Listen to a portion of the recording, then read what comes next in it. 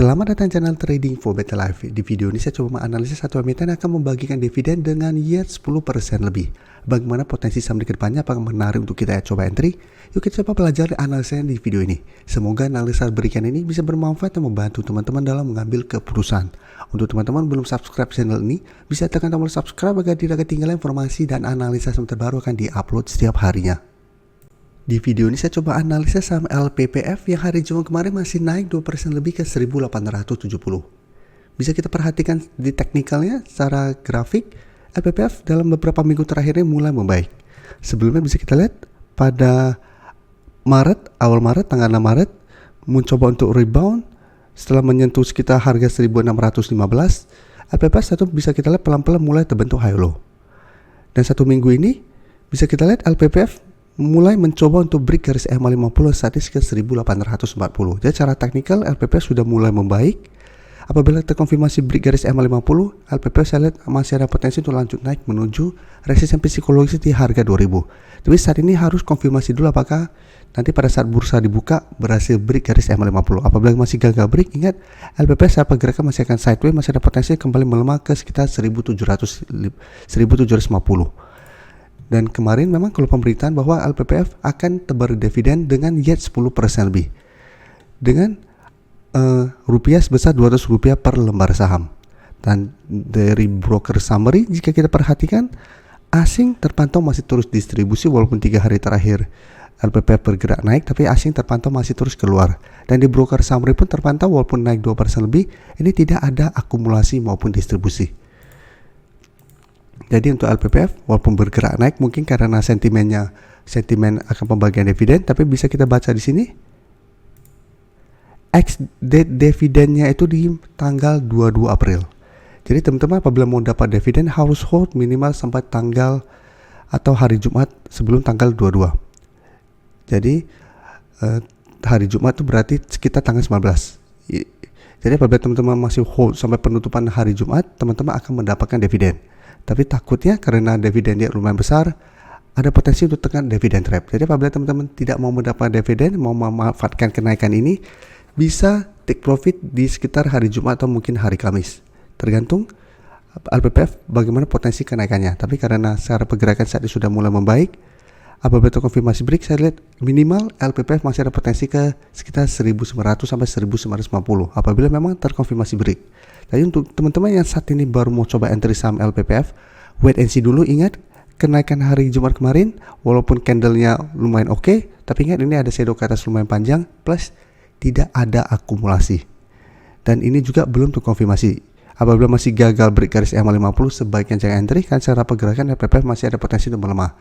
Minimal ke target terdekat di 1800. Tapi support lebih kuat misalnya saat ini ada sekitar 1750. Jadi apabila masih gagal break masih ada potensi untuk kembali menuju daerah support ini.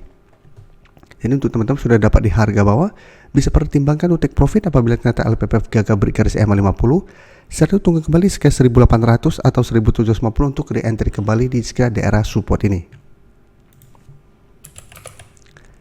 Selanjutnya saham apa bisa kita lihat dalam 2-3 minggu terakhir ini cara pergerakan masih sideways. Sampai saat ini masih kuat berada di atas harga 1000 yang merupakan support psikologis dan garis EMA 50. Jadi LPP saham apa? Secara pergerakan memang saat ini sudah tidak uptrend.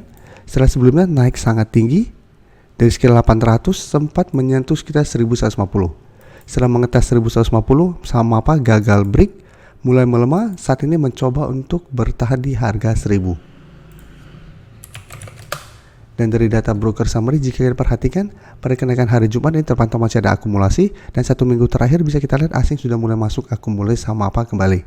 Dan di broker summary ini terpantau masih ada akumulasi. Jadi untuk apa apabila teman-teman masih punya saham ini, misalnya saat ini masih bisa di hold selama masih kuat berada di atas harga 1000. Atau maksimal apabila teman-teman mau hold itu di sekitar 990. Dan target take profit jangka pendek karena saat ini bisa kita perhatikan walaupun resisten lumayan kuat di sekitar 1080, tapi dalam 2 minggu terakhir ini MAPA masih kesulitan untuk melewati harga 1050. Jadi untuk swing trade jangka pendek atau trade jangka pendek bisa jadikan 1050 untuk target take profit. Apabila MAPA berhasil rebound tetap kesulitan untuk melewati 1050. Jadi untuk yang ingin coba entry, wait and see dulu di sekitar harga 1000. Apabila masih bisa bertanda rebound baru ikut entry untuk swing.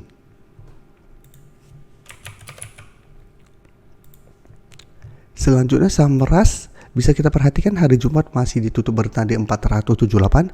Cara tren saat ini masih belum oke. Bisa kita lihat dalam beberapa minggu ini memang masih sideways, tapi saat ini 480 masih berupa resisten yang kuat. Beberapa kali mencoba untuk naik di atas 480, Ras masih gagal. Sempat turun menuju harga sekitar 470. Dan untuk tren yang menengah, Ras masih bergerak sangat downtrend. Dan garis EMA 50 masih jauh di atas di sekitar 490. Dan dari data broker summary bisa kita lihat pada pedagang hari Jumat tidak naik dan turun. Ini terpantau masih ada distribusi dan asing juga terpantau masih distribusi. Jadi untuk Ras apabila teman-teman ingin coba entry, menurut saya saat ini secara teknikal belum begitu menarik untuk entry, apalagi belum terpantau ada akumulasi.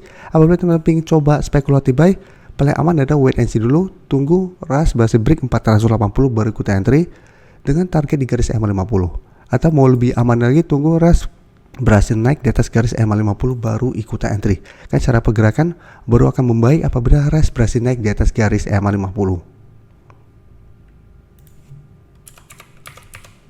Selanjutnya saya coba update pergerakan dari saham Mayora yang bisa kita lihat hari Jumat mulai turun di bawah garis EMA 50 150. Jadi cara pergerakan Mayora sudah kurang oke apabila memang nanti minggu depan terkonfirmasi break kedua garis EMA. Jadi saat ini Mayora sebelumnya mulai membaik, berhasil naik di atas garis EMA, mencoba untuk melewati 2600 sampai 2650 ternyata gagal. Dan saat ini bisa kita perhatikan di broker summary sudah mulai ada distribusi pada penurunan 3% ini. Sedangkan asing memang terpantau masih melakukan akumulasi. Jadi untuk Mayora secara teknikal menurut saya sudah harus hati-hati. Candle hari Jumat lumayan solid. Walaupun saat ini belum terkonfirmasi break garis EMA 50 di harga 2460, tapi tetap apabila terpantau pada saat bursa dibuka nanti Mayora gagal naik kembali di atas garis EMA 50 atau gagal terbentuk candle hijau, maka Mayora akan mulai bergerak downtrend dengan target penurunan terdekat itu memang di sekitar 2400. Tapi ingat apabila terkonfirmasi break, maka potensi untuk lanjut turun menembus 2400 masih sangat besar dengan target penurunan berikutnya di sekitar 2300. Karena 2400 supportnya tidak sekuat support 2300 yang jika kita perhatikan sebelumnya beberapa kali di tes Mayora masih bisa bertahan dan rebound kembali.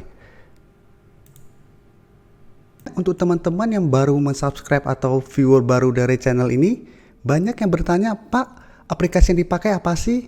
Bagaimana cara menentukan EMA 50 dan 150 dan sebagainya?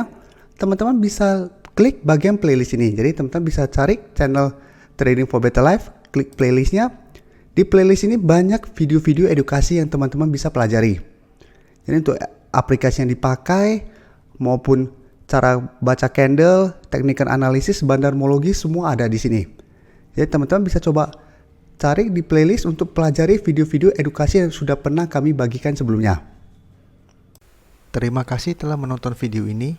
Like dan share video ini bila bermanfaat bagi teman-teman. Dan support channel ini dengan cara tekan tombol subscribe agar channel ini bisa makin berkembang dan bisa membantu lebih banyak orang lagi. Terima kasih.